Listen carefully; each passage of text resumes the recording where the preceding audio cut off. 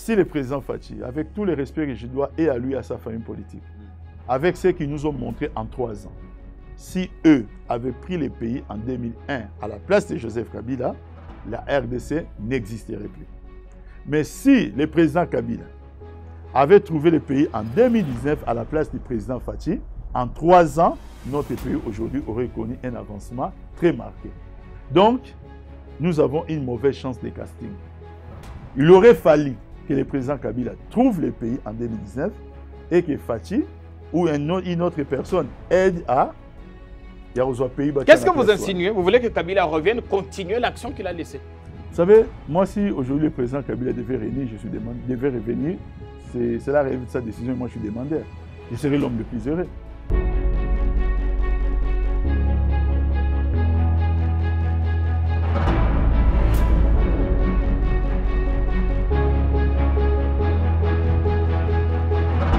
Félix Tshisekedi, président de l'Union africaine, le continent a enregistré jusqu'à 5 coups d'État. Le dernier, c'est au Burkina. L'Afrique qui revient à ses vieux démons. Comment expliquer tout ça? Que ce soit les armées des pays africains qui reprennent le pouvoir, là où peut-être les politiciens ont échoué.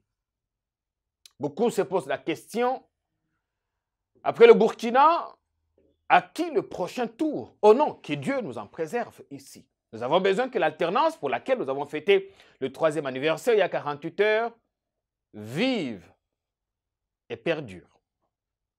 3 ans après l'arrivée du nouveau président au pouvoir, ce matin, le prix du carburant a connu une ascension à la pompe. Éventuellement, il est normal que le coût des transports connaisse également une augmentation.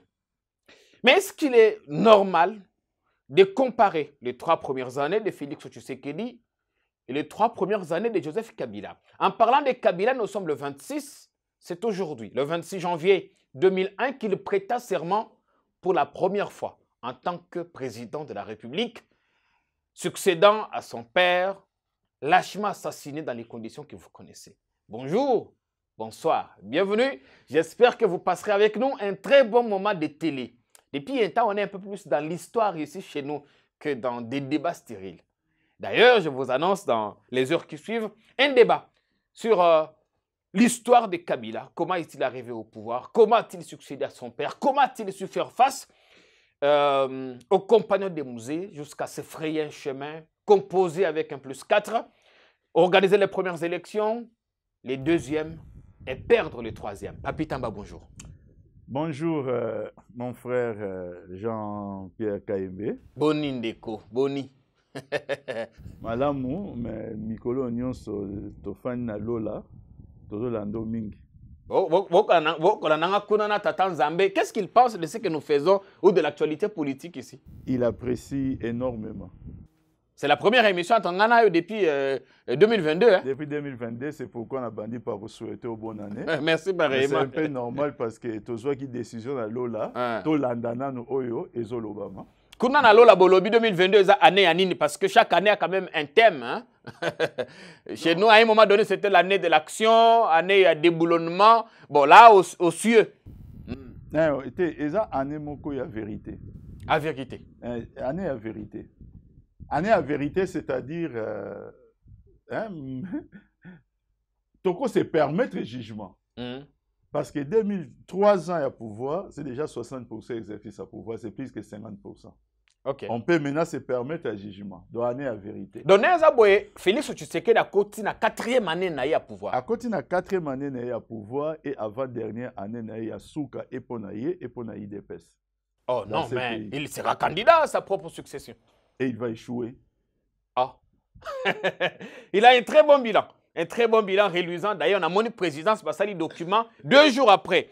À un moment donné, je me disais, mais pourquoi est-ce qu'il ne communique pas sur l'alternance?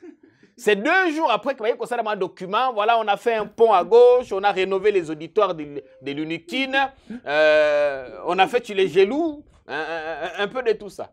Moi, je crois que nous avons quelques indiscrétions dans les réseaux sociaux, mais ce n'est pas ça l'émission. Je ne sais pas pourquoi ils agissent 2 jours après. Ça montre clairement qu'ils ont été embarras. Et c'est les indiscrétions dans les réseaux sociaux que nous avons. Bon. Bon, Kennedy n'a pas parce que faut ton émission. Non, bon. La suite.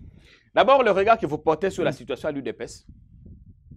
Bon, vous savez, je n'ai pas pour habitude de fêter quand ça brûle chez les voisins. Oui, ça, quand ça brûlait chez vous, certains ont pris du champagne. Vous savez, aux États-Unis d'Amérique, pendant la guerre de sécession, il y avait, côté nordiste, un chef de guerre au leader, c'était le général Meade, et côté sudiste, c'est le général Lee. Une fois, une équipe de journalistes qui ont interrogé, qui ont interviewé Bango. Ils ont commencé par le général Meade, et tout ce qu'il faisait, c'était de parler tellement en mal, il ne faisait que parler en mal au général Lee. Et la même équipe de journalistes qui ont interviewé le général Lee, et lui ne parlait en bien. Maintenant, les journalistes étaient surpris, tout n'y a question. Mais comment expliquer qu'il y a un beau maillot, mais il y a un solambia? Non, vous ne m'avez pas posé la question de savoir ce que lui pensait de moi. Vous m'avez posé la question de savoir ce que moi je pense de lui. Alors, qu'est-ce que vous pensez de cette situation? Ça brûle quand même, hein? Non, ça dit, moi personnellement, c'est une situation qui est... bon, enfin, je trouve que c'est dommage. Ça regarde une famille politique, mais ça ne fait pas avancer notre démocratie. Mon rêve à moi, c'est qu'un jour, que nous puissions avoir des partis politiques bien consolidés et des partis politiques où il faut faire asseoir l'idéologie. De manière à ce que, qu'on soit au pouvoir, qu'on soit à l'opposition, qu'on travaille d'abord pour le bien du pays et avancer. Or, ce que nous observons aujourd'hui, que l'IDPS, quand ils vont regagner l'opposition après le 24 janvier 2024, l'opposition et puis pour aller disparaître. Et nous avons une certaine image de ce que, quand on dit président de la République, ils ne sont pas comme nos amis de l'IDPS qui insultaient le président Kabila matin, midi et soir. Nous avons... Moi, Nini Moko Boye, tout ça, on va président de la République. Alors, on peut critiquer sa politique, mais quand maintenant il y a certains affronts que le président fait au peuple directement lui-même par des propos, c'est un affront. On préfère, c'est vraiment un affront, surtout avec tout son parcours au Kasaï, est un affront au peuple. Alors, passez sur votre plateau, sur n'importe quelle télévision, venir les commenter, me paraissait indécent. Mais avec tout ça, ce que Makamboana, gratuité, Makamboyaram, Kabila pense quoi de tout ça? Lui qui ne parle jamais. C'est mort, qu'il est en colère. Est-ce qu'il est Péram et Katakaye? On ne sait pas. Qu'est-ce qu'il pense? Vous qui l'avez rencontré ou vous qui l'avez rencontré souvent? Ram et ça, la sélection numéroté. Ram et Katakaye, Ndeko Joseph Kabila. Katumbi a dit, il voulait appeler maman. Abengata maman Karine. Atalaboué. Oh, unité Sili. Ram et Kati. Oh, Nzambe. Non, vous savez, je n'aimerais pas être à sa place. À la place de JKK? Non, je n'aimerais pas être à sa place. Pourquoi? Parce que si moi j'étais à sa place, je ne serais pas silencieux. C'est vrai que je n'aimerais pas être à sa place. Parce que la manière dont les pauvres s'est fait vilipender. Vous savez qu'il n'avait plus d'identité. Il n'était même plus fils de son père. Oui, on a dit que c'était... Il n'était pas fils de sa mère. C'était un Rwandais, tout ça. Son épouse n'était pas son épouse. On donnait d'autres maris à son épouse. Et ses même enfants n'étaient pas ses enfants. Plus ses enfants. Donc, il n'avait plus d'identité dans ces pays. Et en première ligne, c'était ceux qui sont au pouvoir aujourd'hui. Alors, imaginons Papi Tamba à la place de Joseph Kabila. C'est tous les jours que j'allais avoir des points de presse. Donc lui, il fait une opposition silencieuse. Non, moi, je les positionne beaucoup plus comme étant un observateur qui cache ses sentiments, qui regarde, mais un observateur que personne ne maîtrise aussi. Oui. Ni moi. Bon, Lelo, parce que, on a rappelé qu'au début de l'émission, Lelo, ils allaient le 26. Le 26, ils allaient date, le 26 janvier 2001, Ndeko Kabila a prêté serment pour la première fois après l'assassinat de son père le 16 janvier de la même année. Donc, vous allez un plateau spécial à Mandekounsous. À ceux qui nous regardent, ne quittez pas parce que bientôt, il y aura un plateau spécial. Mais je voudrais qu'en commentaire, on ne peut pas vous recevoir ici sans couper cette occasion pour commenter situation Anna. 2001, 2018, presque après 18 ans de règne, Kabila est parti. S'il faut les résumer, ou s'il faut résumer son action, beaucoup disent qu'il n'a rien fait, ou ce qu'il a fait, et ça la proportion à temps à salir na pouvoir. S'il faut qu'on résume, on sort légèrement de nos thématiques, il y a l'élo, qu'on résume comment? Le président Joseph Kabila prend les pouvoirs dans toute proportion gardée, dans les mêmes contextes qu'à un certain moment, l'Angola, et Mekaïko Zoapé, FAP, la Sénat de Goutou, Mekaïko Zoapé pouvoir en Angola. Il leur a fallu 25 ans à Angola pour commencer un seul projet de développement. Et tout n'a commencé qu'avec la mort à Savimbi. Quand le président Kabila prend le pouvoir, on ne pouvait plus parler d'un État dans ces pays. Il n'avait pas besoin de... Il ne fallait pas refonder l'État, mais il fallait tout simplement reconfigurer l'État. C'est-à-dire, c'est là qui ont fait les droits aux licences po. Avant de parler d'un État, il y a 3 éléments.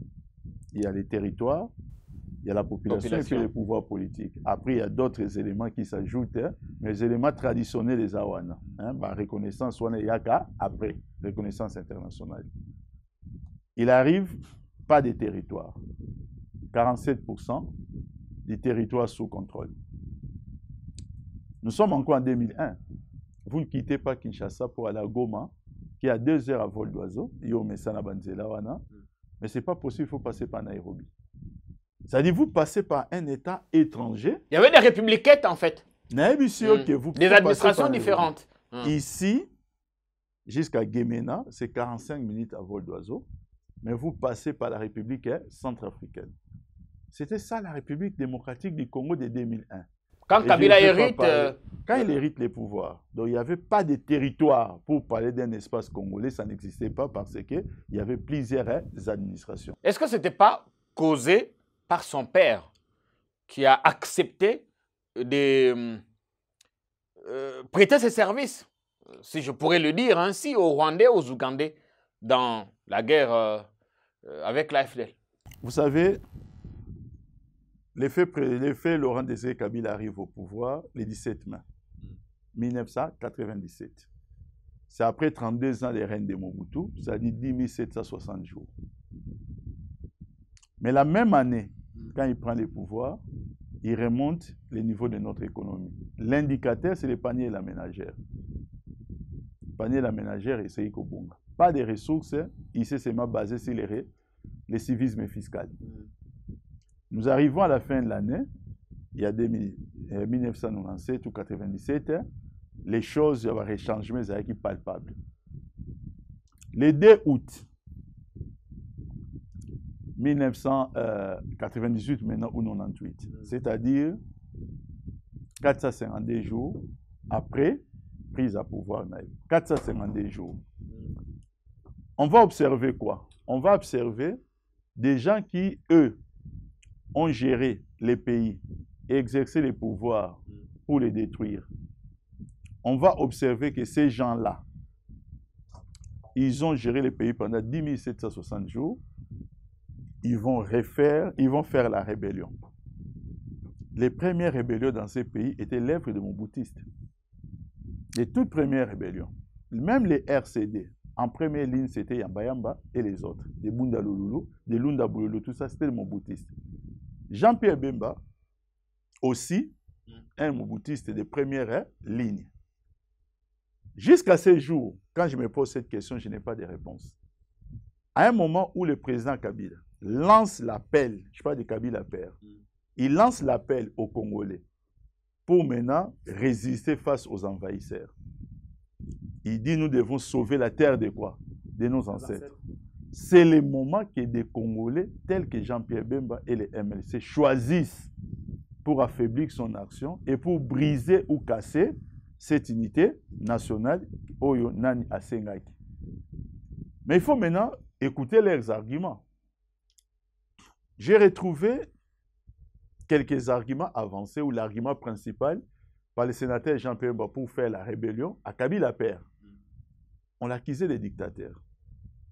Mais c'est Jean-Pierre. C'est le sénateur Jean-Pierre Bemba qui dit qui fait la rébellion dans ces pays. À Mouzé, parce qu'il était dictateur. Mouzé était dictateur. Mais ils n'ont pas fait la guerre à Mobutu, qui a fait 32 ans de règne sans partage. 10 760 jours. C'est pourquoi je suis en train de vous dire, c'est lui qui l'a dit. Mais les Congolais, le quoi, tout sur autant gâté.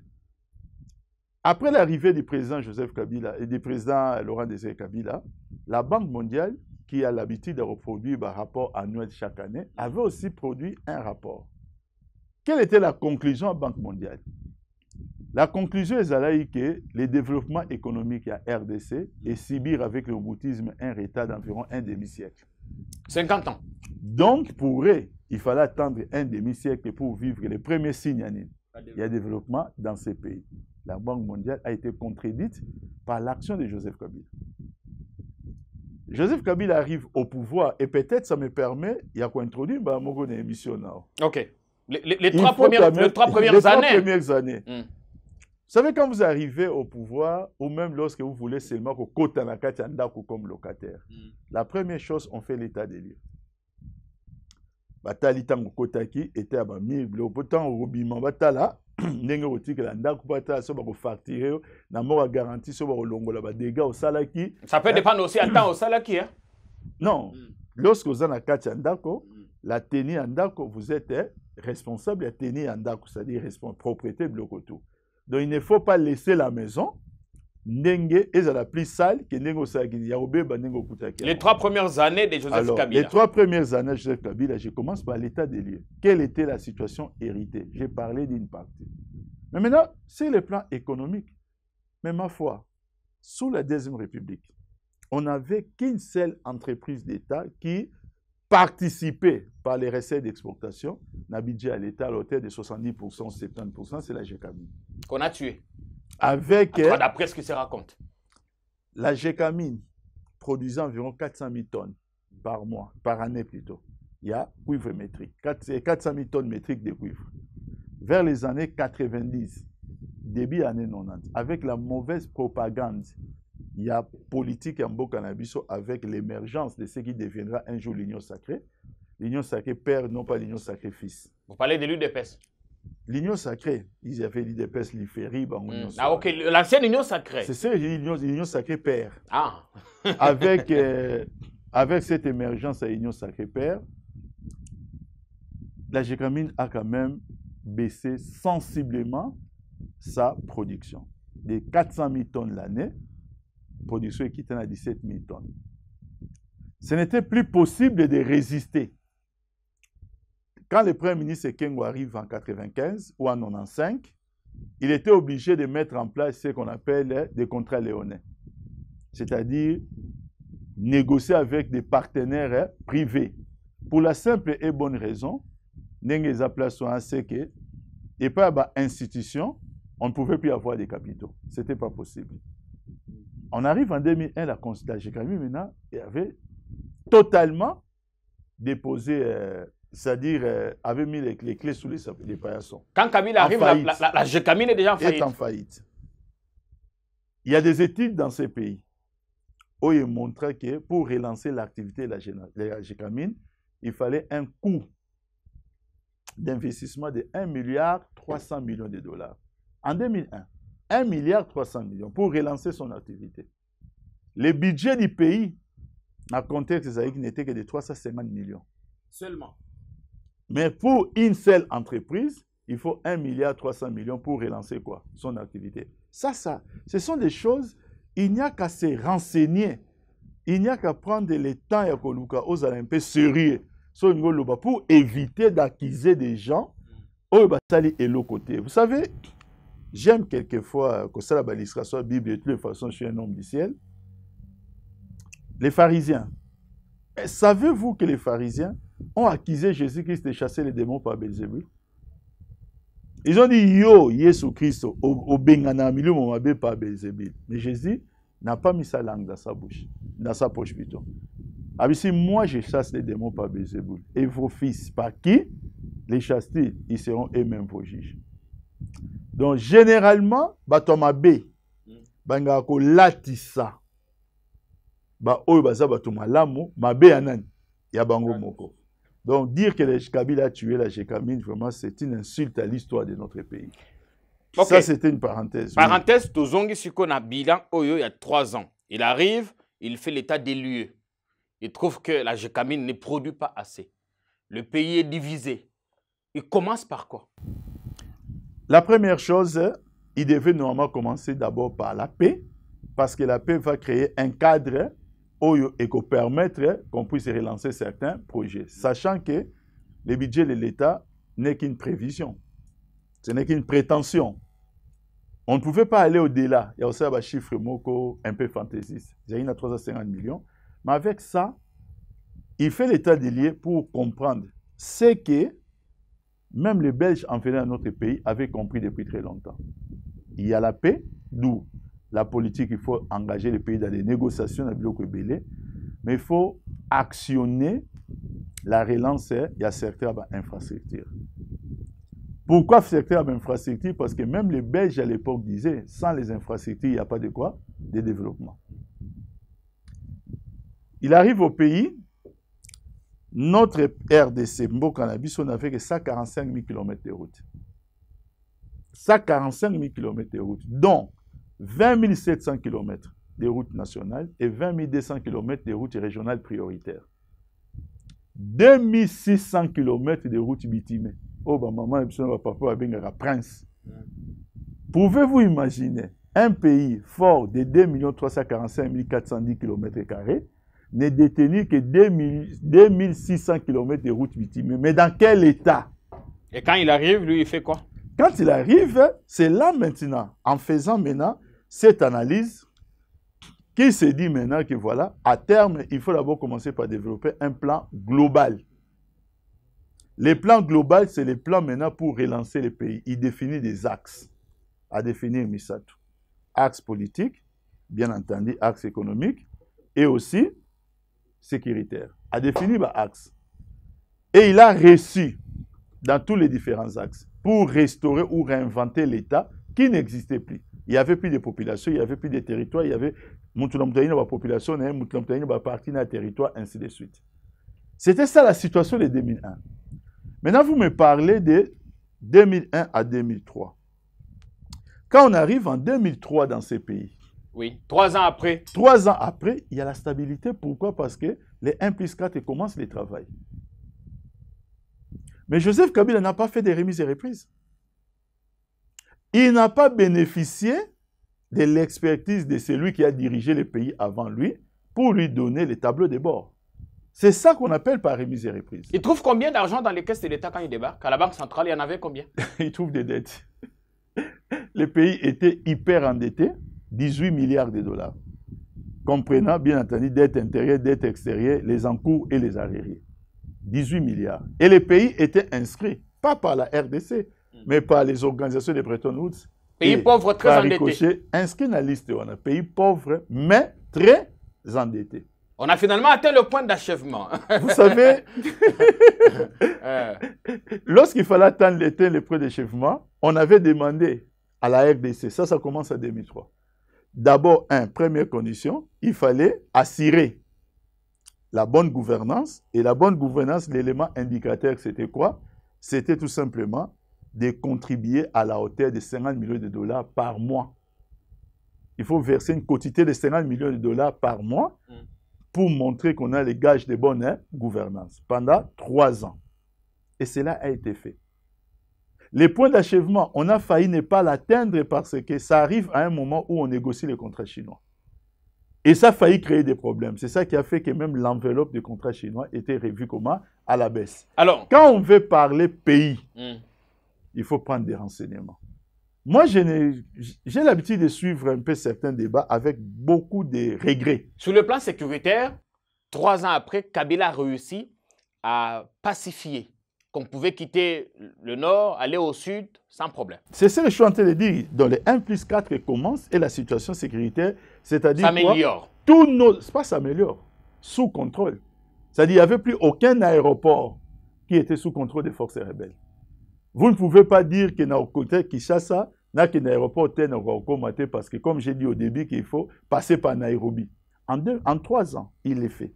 Sur le plan infrastructure, en 3 ans, il donne une direction de développement à notre pays. une direction claire sur les plans économiques. C'est-à-dire quoi? Il arrive quand même à la suppression, il y a un problème comment il y a des zones monétaires. Il fallait arriver à supprimer en gros. Mais il fallait en même temps, en 2002 au passage, il ne faut pas ignorer ça. Avec les concours de la communauté internationale, on élabore déjà les premiers projets, pas les premiers projets, mais les premiers codes miniers, qui a été révisé en 2018. Peut-être plus tard dans une émission, nous parlerons du contexte de cette révision. Mais en 2002, il y avait déjà les nouveaux codes miniers, c'est-à-dire quoi? Juste l'année où il a dit. Alors, qu'est-ce qui s'est passé? Quel est le grand défi à nouveau code minier? Quel est le défi au Kabila américain que j'ai qu'on résoudre dans le moment? Lorsque MLC, RCD, nous sommes dans la rébellion. Mais les rébellions, généralement, sont financées. Qui les finance? Ceux qui ont l'intérêt sur les matières premières exploitées dans ces rébellions. C'est lorsque vous êtes une grande entreprise, et ça, il y a des rapports qui le disent. Boyer, co-exploité par minéraux, et Sigaro RCD, et Zali. Plus tard, on dit RCD, Tika Biloko Oyo, Boyato dirigeait Mbok ensemble. Mais il y a des gens qui n'avaient pas de titres. Les titres miniers, mais qui se considéraient comme étant des patrons ou des propriétaires Yamabele Wana. Et ce sont des puissants. Mais il faut faire défi avec eux. Qu'est-ce qu'on a fait? Par rapport à tous ces à leurs droits superficiels, pour Bazanango, on leur donne d'abord un moratoire. Moratoire, c'est de 3 mois, après il y a 6 mois pour dire venez vous enregistrer. Et Kabila crée ce qu'on appelle les cadastres miniers, qui n'existaient pas. C'est-à-dire on commence à donner une ligne de développement. Une forme quand même. Une ligne, il y a développement. Je vous dis par rapport à Place Pays. Maintenant, en comparaison. Non, avant en comparaison. En 3 ans sur le plan infrastructure, il a construit combien de kilomètres de routes? Le social avait-il changé en ce moment-là?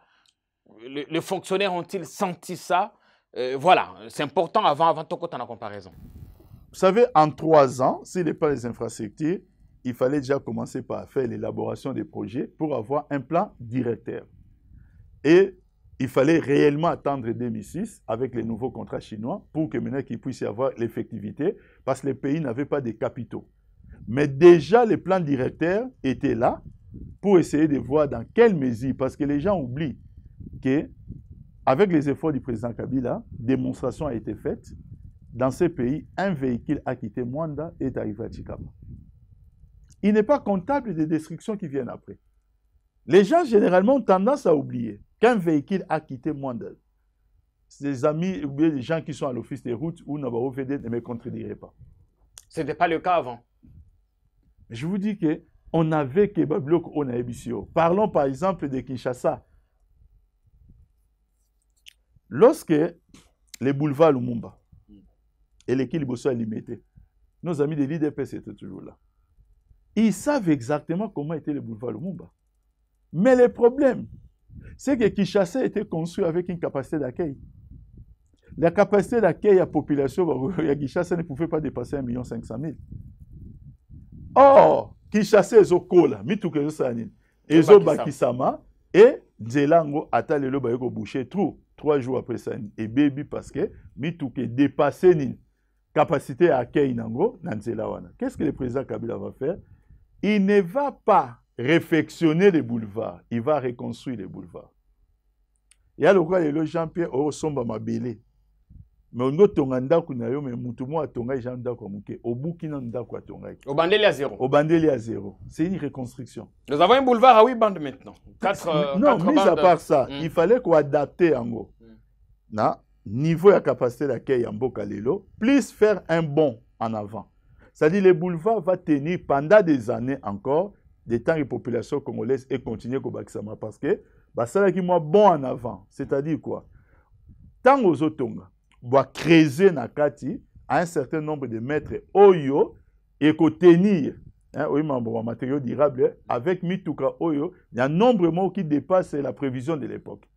Mais ce qui est regrettable, le même président Kabila a mis en place les projets Basso des moutons. Basso des moutons étaient rangés dans les tiroirs parce que la priorité d'abord au Salabanzela Bon, mon a fait en 2018,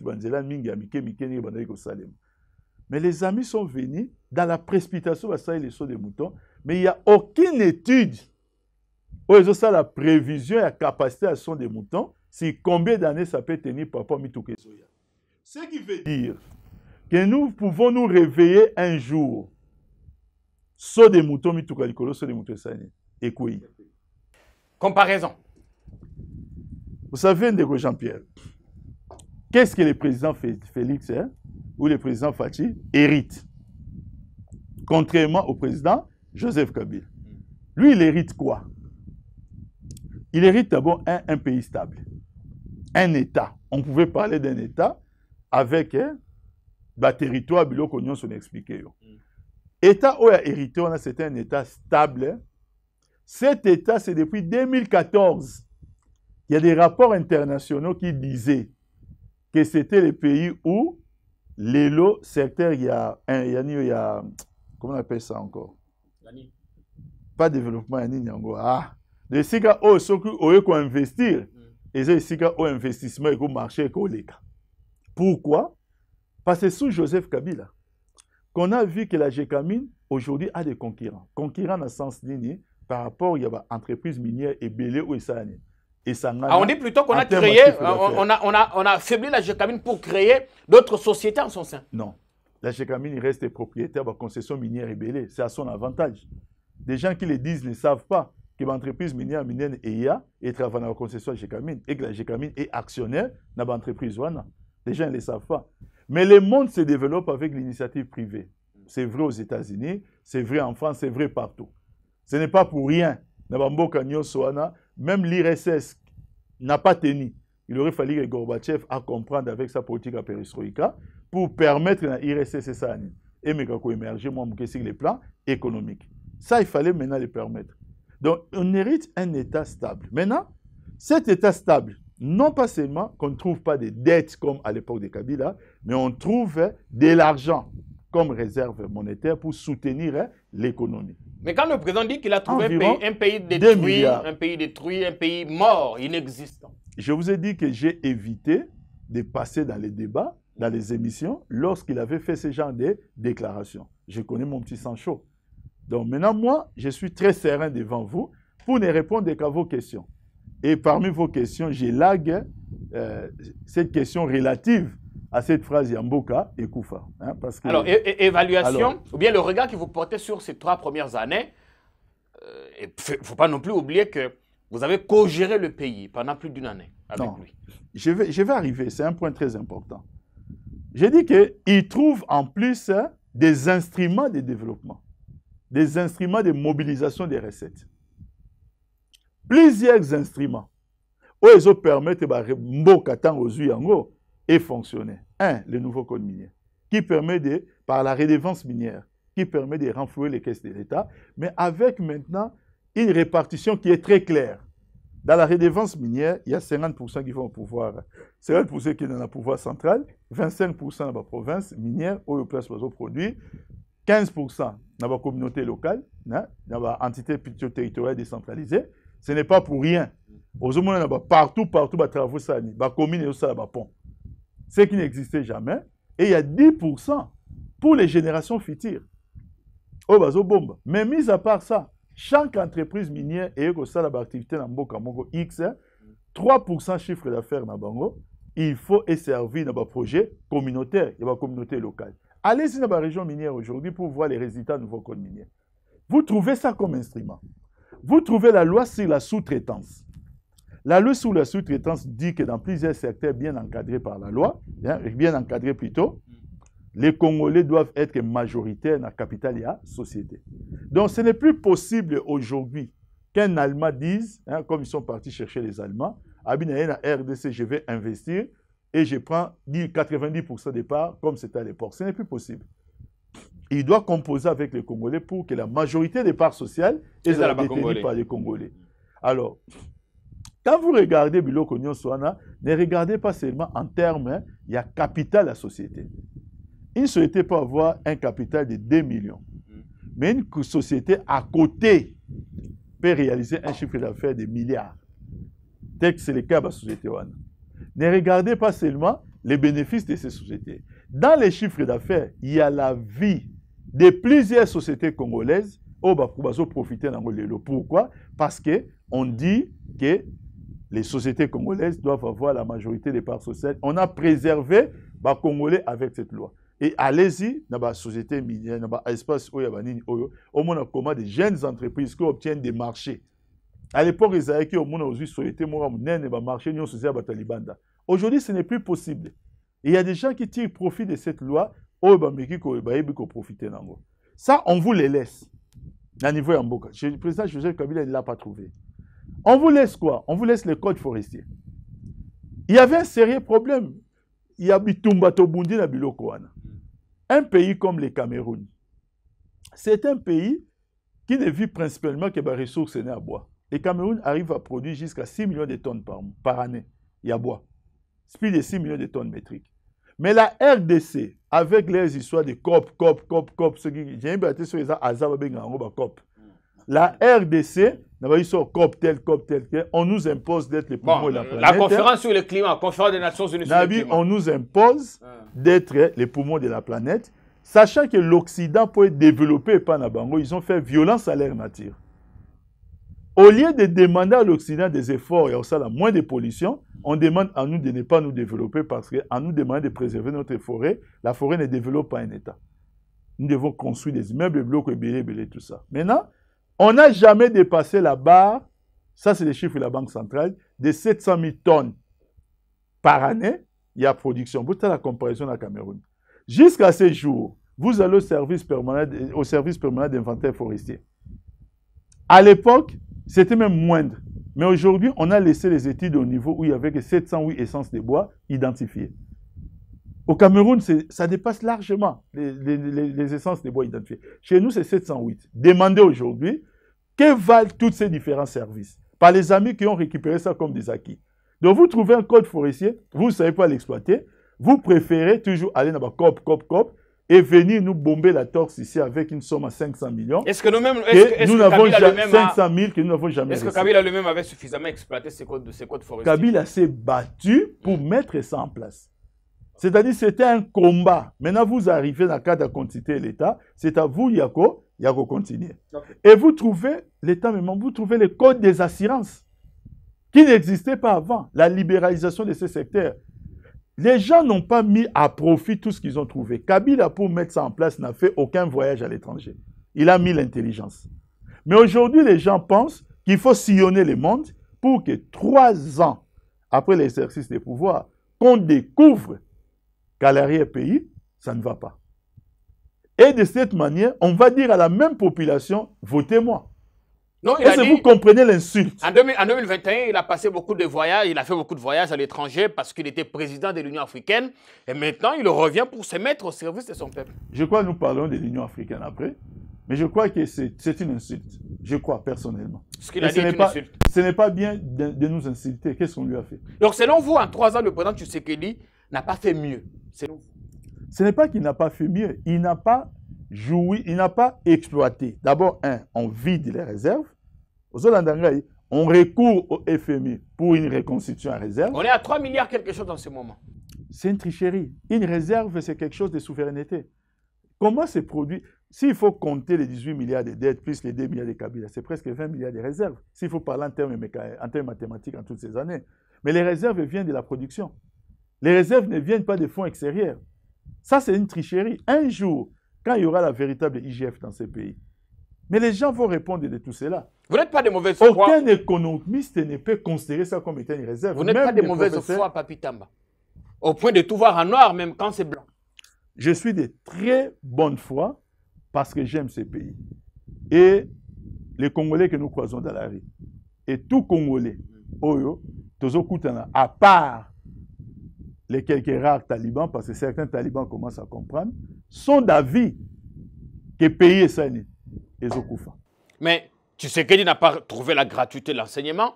Il l'a mis en application. Il a rénové les auditoires à l'UNIKIN. Il a construit les sauts de moton. La gratuité de l'enseignement. Akitisiba a pris un billet d'avion. Non, la gratuité de l'enseignement. Il l'a trouvé d'abord inscrite dans la loi, dans la Constitution, mais deuxièmement, le début de la gratuité a été lancé en 2010 à Kananga. Vous savez, quand on parle de gratuité, il y avait tout un programme pour que gratuité et mata. Les premiers programmes, c'est quoi? Lorsque vous allez avoir des nouvelles unités, parce que pour la gratuité, vous devez avoir des nouvelles salles de classe, il faut les construire. Vous allez avoir des nouvelles unités dans le niveau enseignement, il faut les payer. Et tout cela a été pensé de façon progressive. Faire les choses de façon brutale, ça fait que depuis 2 ans dans ces pays,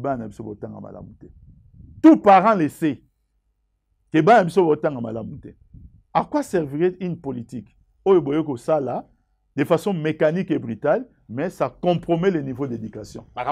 Qui formons-nous? Il faut aller demander aux usagers. Mais il faut lui reconnaître quand même. Les logos que de Lubumbashi à presque $200. Le billet était à $340, il est aujourd'hui à $200. Oura, on va dire qu'il demande le peuple. Mais maintenant, ça complique les conditions. Il y a voyage et il y a menace. Il y a certaines entreprises d'aviation pour dire qu'ils ne tiennent pas. Ça ne pourra plus être possible. Donc, dans les prochains jours, attendons dans les prochaines semaines ou les prochains mois, attendons à de nouvelles négociations encore. Même quand on a mangé le poisson en décembre. Bon, là maintenant, vous m'engagez dans une direction. Donc, pour me résumer, Jean-Pierre, si le président Fachi, avec tout le respect que je dois et à lui et à sa famille politique, avec ce qu'ils nous ont montré en 3 ans, si eux avaient pris les pays en 2001 à la place de Joseph Kabila, la RDC n'existerait plus. Mais si le président Kabila avait trouvé le pays en 2019 à la place du président Fachi, en 3 ans, notre pays aujourd'hui aurait connu un avancement très marqué. Donc, nous avons une mauvaise chance de casting. Il aurait fallu que le président Kabila trouve le pays en 2019 et que Fachi ou une autre personne aide à... Qu'est-ce que vous insinuez? Vous voulez que Kabila revienne continuer l'action qu'il a laissée? Vous savez, moi, si aujourd'hui le président Kabila devait revenir, devait revenir, c'est la réalité de sa décision et moi je suis demandeur. Je serai l'homme le plus heureux. Je serai l'homme le plus heureux parce que nous aurons des arguments pour défendre sa campagne. Vous savez, à un certain moment dans ce pays, les gens étaient animés tellement de mauvaise foi. On a un mensonge au Bayoka qui ne nous écoutait plus. Mais notre discours n'est pas changé, les gens nous écoutent et nous interpellent positivement. Dans la logique, à Kabila, les gens qui ont dit ça ont traversé à la première occasion. Maintenant, Jean-Pierre, Bato Baloba Kiango, il ne faut pas les confondre avec ce que moi je suis en train de dire. Moi, quand je parle de Kabila, je parle des faits, des hauts faits et des réalisations. Moi, je suis pas sans dire ce qui n'a pas marché sous son administration. Non, il y a des choses qui n'ont pas aussi marché. Mais vous ne l'avez pas dit ici. Non, nous sommes en train de parler, il y a 3 ans, pour parler en termes de hauts faits. Mais tout le monde sait que l'une des faiblesses à régime Kabila, pour moi, c'est question à sanction et question à confiance avec. En termes de secteur, en 3 ans, on se résume par là. Qu'est-ce que Kabila a fait? En 3 ans, qu'est-ce que Félix Tshisekedi a fait? Ou qu'est-ce que les deux n'ont pas fait? On se résume par là. Moi, je crois qu'en 3 ans, le président Kabila a ramené la paix. Nino et Zonga qui est 1+3. En 3 ans... Le pays était divisé, il y avait des républicains... En 3 ans, le président Fachi a fait reculer la situation sécuritaire du pays. Comment ça? Nous avons encore des armées étrangères dans ces pays. Il n'a pas hérité un pays avec une armée étrangère. Mais Kabila a laissé les ADF. Nazo expliqué Yoboye, des armées étrangères, je parle de l'Ouganda, avec le président Kagame, qui vient d'insulter notre pays, qui demande de l'argent à l'ONU. Qui va voir le président Kagame? C'est le chef d'état-major général de l'armée ougandaise, pressenti pour à remplacer Papa un jour. Qui va voir le président Kagame et après les rencontres qui fait ce genre de déclarations. Ça sont des choses que dans notre pays, ma foi, qu'on avait oubliées. Quand le président Kabila arrive en 2001, il a trouvé des Zimbabwéens, des Angolais, il leur a demandé la première chose, retournez chez vous. Il a commencé à refonder l'armée en partant à Tika armée, 10e armée en monde. Et en Afrique subsaharienne plutôt, en partant. Mais d'où est-il venu? Après, côté sécurité. D'où est-il venu? Maintenant, c'est le plan économique. Je vous ai dit qu'il a donné la direction. Et la direction OAPC qui a développement, il y a eu 1 an après les codes miniers. Il a si réglé à travers les codes miniers qui étaient considérés, les mines sont considérées comme étant Basia, ni Nabiso. Il a si réglé le problème où il y a bateau bandoko exploité de façon illégale et irrégulière pour ramener tout au niveau central. Et il a fait quoi? Il a, sur les plans toujours économiques, hein, qu'est-ce qu'il a fait? Il a maintenant entamé le processus. Il a entamé le processus des choses où c'est concrétisé beaucoup plus tard, avec d'abord les cadastres miniers. Il y a les nouveaux codes miniers. Et il entame le processus, par exemple, pour les nouveaux codes miniers, on a prévu, il fallait 10 ans avant de penser à sa révision. C'est pourquoi il a commencé ça plus tard. Mais comme ça, il a entamé le processus. Suppression des zones monétaires. Tout cela, il les faisait pendant que les pays étaient comment? En guerre. Les pays sous la rébellion, qui devaient lutter. Il y a un principe élémentaire qui dit que on ne fait pas les ménages quand ça brûle à la maison. Quand ça brûle, on éteint les feux d'abord. L'Angola a attendu 25 ans. Il y a éteindre d'abord fait avant de commencer les projets de développement. Kabila a entamé les projets de développement, le président Kabila, pendant que ça brûlait à la maison. Et tu sais qu'il dit sur le plan économique? Tout ce qu'il a trouvé, Nyon so coûté comme des acquis, Nyon so ezokita. Vous avez parlé à 1 an, tout ça qui est ensemble. Vous avez raison. Mais pendant qu'on était ensemble, on a détournement.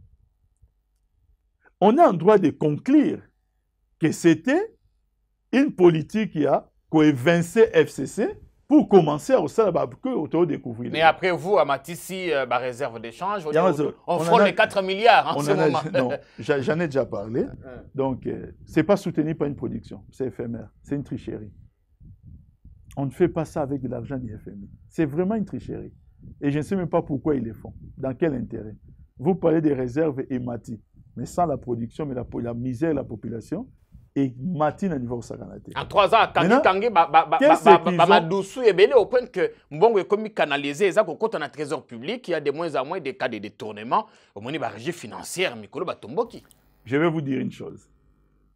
La régie financière, c'est que nous sommes en train de trouver comme résultat aujourd'hui.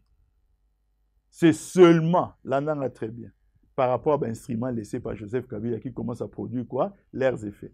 Quand une loi est mise en place, tout le monde sait qu'il faut attendre 2 à 3 ans pour qu'il y ait des effets. L'IGF, parce qu'on parle de cette maudite institution. Pourquoi vous la qualifiez de maudite? Je l'appelle maudite parce qu'elle ne sert pas à la cause des Congolais aujourd'hui. Ah bon? Et là, la cause de qui? À la solde du pouvoir? C'est un bras séquilier. De qui? Je continue. Alors, maintenant, ce qu'il faut savoir, c'est quoi? C'est que l'IGF n'audite pas les entreprises privées.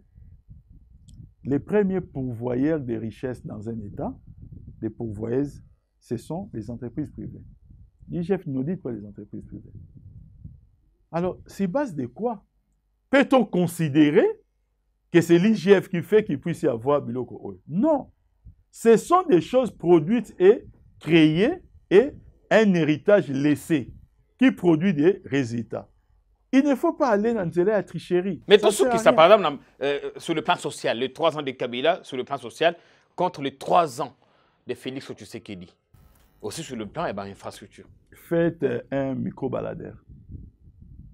Je préfère donner la parole à la population. Si cette question-là précise, ça la micro-baladeur et diffusion en Abadou. Mais on mettra quand même au compte. Vous allez montrer. On mettra au compte de Félix Tshisekedi la gratuité de l'enseignement, la liberté d'expression. Aujourd'hui, Papi Tamba, vous vous exprimez, évidemment, en toute liberté, sans avoir un sbire derrière vous. Jean-Pierre, c'est à moi que vous dites ça. Papi Tamba est connu pour être l'un des communicateurs qui a fait des débats avec l'opposition de l'époque, Koleka. Pendant plus de 8 ans de ma vie, j'étais quasiment tous les jours à la télévision pour débattre avec l'opposition de l'époque. Je peux citer des noms. On regardait la télé. Je peux citer les noms des gens qui étaient en face de moi. Aucun d'eux, aucun, n'a été inquiété. Les Zakari Kenda et les autres. Nabi, je peux citer, aucun d'eux. Et même s'ils étaient inquiétés à l'époque, j'allais m'interposer. Aujourd'hui, les quelques rares des gens qu'on appelle journalistes engagés, ils entraient au bandeau dans un problème, ils entraient dans la vie privée des gens. Et Makambuna Bango, nous avons plainte à privé. Eliezer Nangoïka Sanji, Oyo tout ça, et mettez ça sur les comptes. Le pouvoir ne tirait pas les ficelles. Oyo tout ça. Mais aujourd'hui, je veux vous citer des cas où les plaignants, c'est l'État congolais. Henri Magie. Les plaignants, c'est l'État congolais. Barnabé. Les plaignants, c'est l'État congolais. Ils ont été graciés. Mais ils ne quittent pas la prison, je ne comprends pas le problème. Jacques Indal. Et la liste peut continuer. Alors, dites-moi, c'est que Henri Magie, c'est que Zachary Daniel, Loba, qui sont plus graves que ce que Ngana Yokana Matoyi Nangai pendant des années. Mon tourne à sur cette thématique. Selon yo, 3 ans à Kabila, 3 ans à Fati, c'est le jour et la nuit. Les 3 ans à Kabila, je vous ai parlé au début, ce qu'il a fait. Mais les 3 ans, il y a Fati, c'est carrément Kozong Sambokani. Mbokanasima. Et ça, Papi Tamba répond à votre question, mais c'est le peuple qui le dit. Mais il fallait qu'il jette les jalons, qu'il pose les jalons. Ce qu'il est en train de faire, il a déboulonné le régime dictatorial. Vous êtes dans votre rôle. Et maintenant, il a les mains libres pour servir la Vous êtes dans votre rôle de poser ce genre de questions, je les comprendrai. Sauf que la chance que nous avons aujourd'hui, on a un peuple congolais qui ne consomme plus certains discours. Vous savez, Jean-Pierre, Totambola. Totambola, on sait ce qu'on nous disait, tant que Koutana Batou. Tozo continue Kotambola, et on sait ce qu'on nous dit aujourd'hui. Ah bon, vous commencez à... Nabi, je sais ce qu'on nous dit aujourd'hui. On vous encourage. Je sais ce qu'on nous disait hier. Nabato Koutana Wapi, Nanzela. Tous ceux qui sont des Papi Tamba, tous ceux qui sont les Camboyana, il y a coup d'État en Afrique. On est pratiquement au 5e coup d'État, n'est-ce pas, c'est une année. Enfin, une année et quelques jours. Le Mali, la Guinée, tout récemment au Burkina Faso. Le pays des hommes intègres qui retombe effectivement dans ce qu'on a reproché à ceux qui ont dirigé ce pays à un moment donné, le monsieur qui est en Côte d'Ivoire maintenant. Blaise Compaoré. Blaise Compaoré. Moi, j'ai des choses à dire par rapport à ça. La première chose, c'est que tous ces différents coups d'État sont enregistrés sous les mandats de la RDC et de l'Union africaine. C'est quoi le lien? C'est inscrit dans notre bilan. Mais chaque pays... J'ai dit seulement que c'est inscrit dans notre bilan. Au moins, l'Union africaine est Koufagité. Le pays, nous avons condamné ça. Au moins, l'Union africaine est Koufagité. La RDC, le président Tshisekedi a fait un communiqué à condamner ce qui s'est passé au Burkina Faso et appelé au retour, pouvoir raison que là-bas civil. Jean-Pierre, le fait est que ça s'est passé pendant la présidence de la RDC de l'Union africaine. Tache d'huile? Nabi, ça, vous n'allez pas me le contester. Et l'Union africaine, au moins, est Koufaki. Où voulez-vous en arriver? La deuxième chose, je vais en arriver au point Royer Bissayo que l'Union se salait sous la présidence de la RDC de l'Union africaine. Mais l'Union africaine n'est pas le gendarme de tous les pays du continent.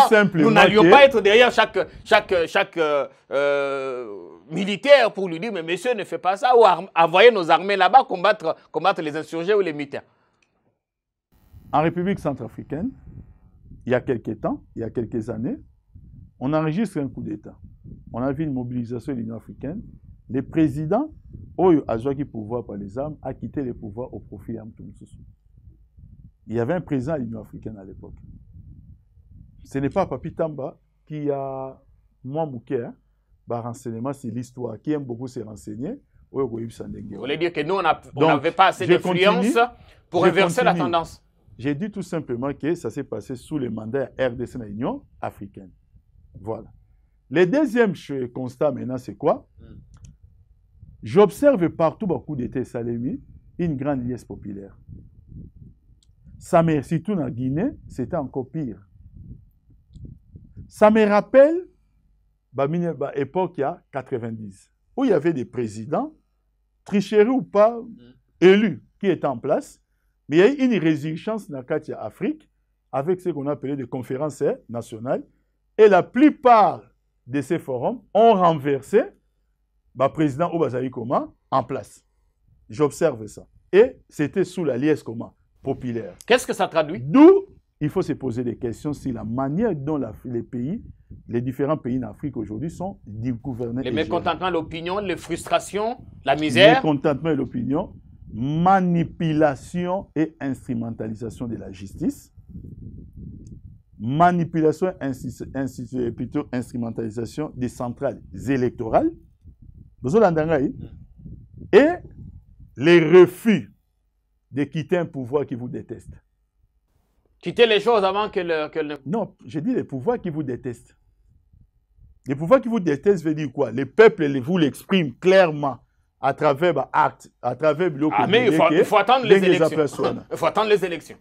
Mais quand je parle de l'instrumentalisation des centrales électorales, ça veut dire quoi? C'est de programmer la tricherie contre la vie de qui? Du peuple. Le peuple n'est pas naïf. Moi, j'ai un mot.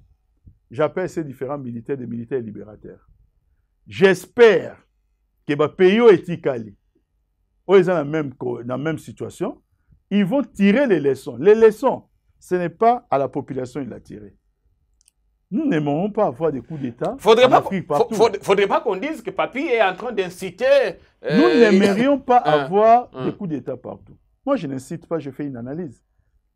Je ne souhaite pas. Il y a maman Olympienne dit il n'y a pas longtemps, et je suis d'accord avec elle.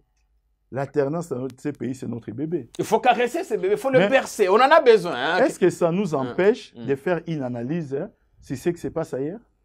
Ça ne nous empêche pas. Nous, il y a 3 ans, nous avions donné une bonne leçon de démocratie. Il faut que l'on continue sur cette lancée. Dommage parce que cet exemple n'a pas servi à l'Afrique. L'Afrique était disposée à citer la RDC comme étant un exemple. Et certains présidents avaient même, s'étaient déjà prononcés en disant qu'ils ne vont pas remplir ou ne seront pas candidats à leur propre quoi? Succession. Je peux vous parler du président Ouattara, qui s'est vite rebiffé après avoir vu la situation telle que s'est passée dans la RDC. Donc la RDC n'a pas servi cet exemple. Qui est responsable? Ce que nous voulons tout simplement, Jean-Pierre, et c'est important que j'ai marqué là-dessus. Terminé par là. Parce que pas les peuples. Les peuples n'ont pas de leçons à tirer. Les militaires libérateurs n'ont pas de leçons à tirer. Des pouvoirs en Afrique. Au Batikali. Va servir ce spectacle à beaucoup d'État en changeant. Merci. Voilà. Et ici, nous pensons d'un non à la balkanisation, que tout recours aux armes, quelles que soient les raisons, ne peut être justifié. L'émission est finie. Salut.